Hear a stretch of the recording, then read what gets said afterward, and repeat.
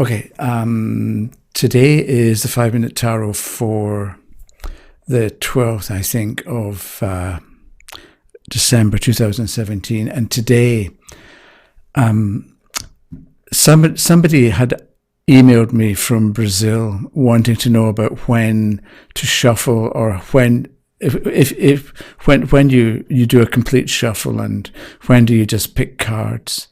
And I had a couple of emails from people as well about a procedure or a method. So I'm going to tell you what I do, and ideally I'll cover the kinds of questions that people have. Some people say you can do what you want, and of course you can do what you want, but I'm going to show you the best method, although by all means adapt it to your own purposes and so on. So a lot of people, I don't know about a lot, but a number of people have told me that what they do is they'll pick up cards and shuffle, and they'll think about the question, and then they'll maybe do this and pick a card. So I'm wondering, is this going to work? And I pick a card and I get the Strength card upside down. So that on its own is saying no, because it's upside down. The only thing is that I think that sometimes if you're just shuffling and trying to think of the question, or wondering about what to do or what the answer might be, you can pause for a moment and pick a card to answer the thought you had in mind, but you can forget what the actual question was, or maybe the question wasn't fully formed, or you're thinking about something but it's not what you really want to know about. So there can be very distinct disadvantages of shuffling at the same time as thinking about the question and picking the cards. So what I think we should do is, this is how I keep cards. They're wrapped. Okay, so what I do is I have a piece of paper. Here's a piece of paper, and I think about or let's say somebody's asked me questions. I write down the questions, so I know before I do anything what the questions are, and I've got an idea if they make sense, or if somebody wants to know, should I do this or that? Should I apply for a new job or stay where I am and try and get better? So I know we've got two. So maybe the idea, the thing to do is pick a card for, should I go for a new job, and and then another card for, should I try and improve where I am right now, and see the difference between them. So if one of them is a good major trump upright, then go for that. So one can be, let's say, the Sun upright, and the other can be the Five of Pentacles reversed. So if applying for a new job is the Sun upright, yes, apply. If the Five of Pentacles reversed is, should I apply for a new job, then don't, because you're not going to get paid as much. It's going to work out badly, and so on. So I think it's a good idea to think about what you want before you even get the cards out. Think about what it is you want to know, or what it is that the questioner wants to know, and make it and write it all out. Partly because then you've got a written question, and once you pick a card, let's say for that question, you know what the question was. You don't start changing the question because you think you know what the answer is, which is what often happens, I think. I say often, and I don't know if that's actually true, but it seems to me that people, from emails that I get and discussions with people, they'll be unsure about what to do with a card, and I'll often say, what was the question? And they don't actually know anymore what the question was. Whereas if you've written it down beforehand, then you know what you're doing, or you know what the questions are, and then it's a question of making sense of the card that comes up. So let's say I've got my questions written down on a piece of paper, then I can safely open the deck, and I do this, and then I spread this out a little. I've got the microphone here. There it is, in case I accidentally bump it. Okay, so I've got the card. I know what the question is, and we're doing question number 1. So when I begin a reading or a series of reading, or a series of answering a series of questions, I do a complete shuffle, and it's a proper shuffle. And so let's say I'm going to do a Celtic Cross. So you shuffle for a while, and then you put the cards face down on the table, and then you take your left hand. The heart's on the left-hand side of your body, so you're opening the heart center, so to speak. So I take some off the top and then some more off the top. They don't have to be even. This is, you can see there is that one, but this one here is rather thicker. This one here is thicker than this one. So it doesn't matter about how, you don't have to keep them even or have about the same number. And you're supposed to turn one, and I always turn the one in the middle just because that's what I do.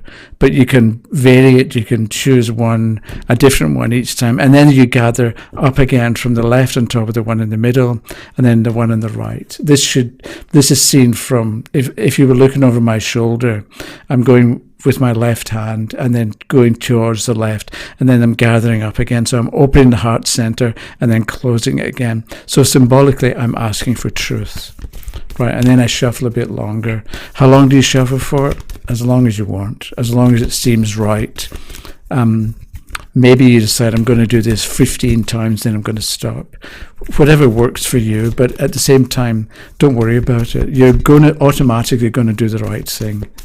So you can do a little shuffling or a lot. So again, I've done this opening and closing once. I'm going to do it 3 times. So again, I take some off the top and put them to the left, some more off the top and put them to the left again. I turn one, in this case the middle, and I gather extreme left onto the middle, and then the middle onto the one that was there.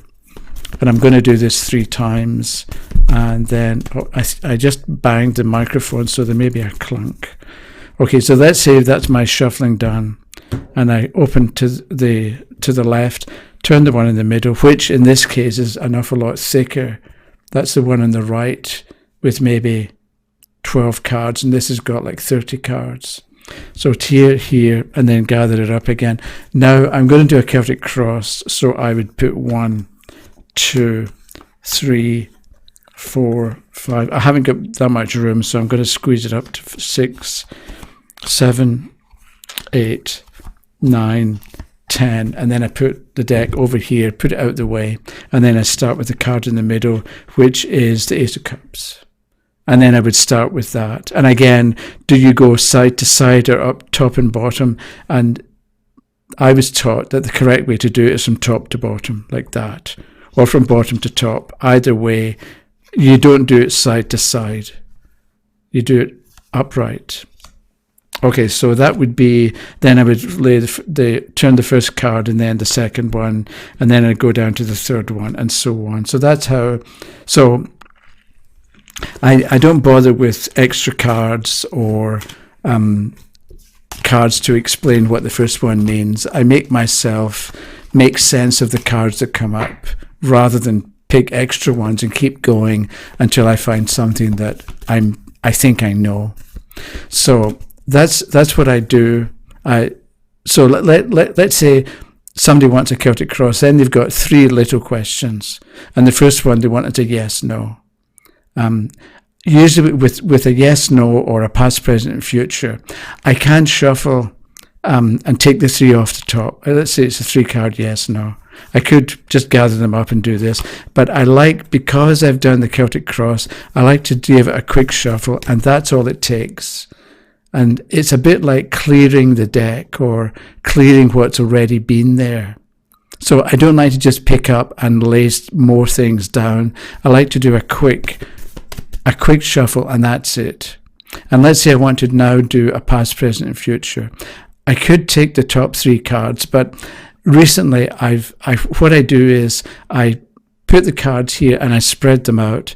I'm going to have to put my hand across here, because if I just do this, the cloth is going to move on the table. So I need to put this hand over to keep the cloth in place, and I spread them out like that.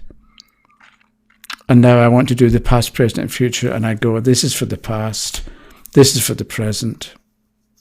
Oh. and another one, and this is for the future. I don't bother running my hand over to try and get some kind of impression from the card, or it's calling, this is the one. I don't bother. I just pick. I don't see, because I think if you're putting your hand above the cards, waiting for or hoping to get some kind of flash of something, sensation in your hand, that this is the card that you want, I think that starts with you. So I just have confidence and trust that I'm going to pick the right card anyway. So I don't bother even doubting or thinking about it. So I've got pick 3 cards, and then I'm going to turn them. This is the past, and it's a 6 of batons upside down. That means 1 no. This is the present, the Hierophant reversed, 2 no's, it's 3 no's. And this is the future. That's the past. This is the present. I was thinking of yes, no. This is the present, and this is the future. So I'd look at this. This is, okay. So we then look at it and tell the story of these cards. 6 of batons in the past, failure, because when it's upright, it's a card of success, but it's upside down. So things didn't work out the way you want. The Hierophant reversed. The authorities didn't approve or didn't support you. So this can be something you wanted to do something, and you were expecting support and assistance from people in positions of authority or positions of power, but they either didn't like what you offered, didn't want to support what you were doing, and that's why the Hierophant is upside down. Or maybe you weren't skilled enough, because this can be the expert, and these two can be the people doing the learning. And the fact that it's upside down, maybe you weren't, okay, this is a card of victory, and so maybe you thought you were the fellow on the horse, that you were honourable and respectable and had support, but in fact with the 2 people down below here, you didn't know as much as you thought you did, or you didn't know as much as you gave yourself credit for, and so the authorities didn't like it and didn't support you.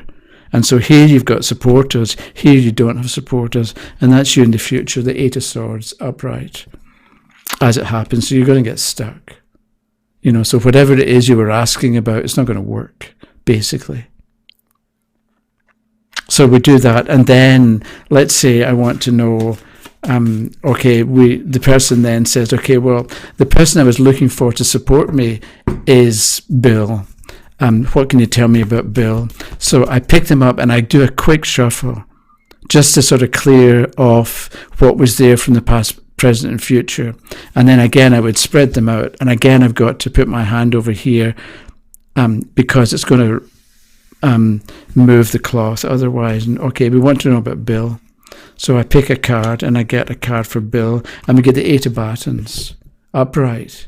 So Bill potentially is a supporter, because it's a good card, the 8 of batons, arrows reaching their goal.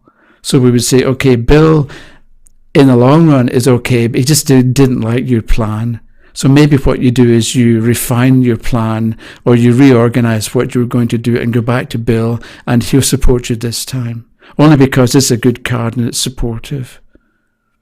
And so maybe the person says, what about the other person, Betty? And so again, we want to know about Betty. And this is different, because Betty isn't Bill. And I would shuffle and I would do this again. And I would pick a card. And the reason that I don't use the same card or use the Celtic Cross or the past, present, and future is because I think the thing is, I'm going to pick another card here. And this time for Betty, I get the Hanged Man. So the thing is, with Betty, I could have got that same 8 of batons upright. So that's telling us something about Bill and Betty. But if you take one card out and use it and then leave it out, then you can't get the same card again. And it can be useful and interesting to get the same card more than once. So in this case, Betty is the Hanged Man. And so she needs, okay, it's a major trumpet, it's upside down, but it's hanging upside down and represents suspension. So maybe we would say that Betty needs more convincing. If you go back to Bill with a revised plan, he'll be on board because he's supportive. If you go back to Betty with a revised plan, she's got doubt, because it's a major trump, she's got doubts about the whole project in the first place. So tweaking the plan or making a couple of improvements isn't going to convince Betty, because she's represented by the hanged man.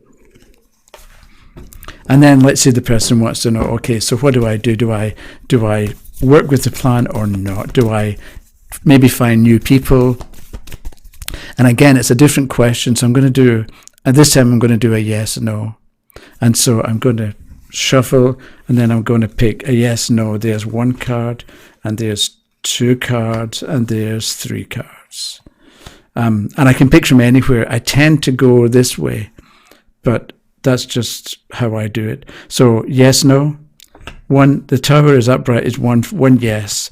The Six of Pentacles in the middle is two no's because it's upside down. And the one here is no again. So should you do it? The answer is no, because we've got no, yes, no, no. So the emphasis is on no, don't do it. And we go back to this major trump here. We've got the king and the queen, or the man and the woman being knocked out of the tower. It looks like the original plan, the original idea isn't that good anyway. And so the Six of Pentacles, money upside down, you're not going to get financial backing, or you're going to charge too much and people aren't going to respond. And then the Ace of Cups reversed, you're going to be unhappy, or people are going to be unhappy with the product or with the plan. So with your project, with your plan, put it on the back shelf for the time being and see if you can come up with a different idea, because it looks like it's really not going to be that successful and cause problems. And then let's say the person's finished, and I gather up these cards and I do that and I do that. And so any more questions? No. Okay. I do a quick shuffle just to sort of put a full stop at the end of the sentence. I go like that. I cover this over and I wrap things up until the next time. That's it. Okay, thanks for watching. And I think I covered everything. Well, if I remember things I didn't cover, I'll do something about it. Thanks for watching, and we'll see you next time. Okay, bye-bye.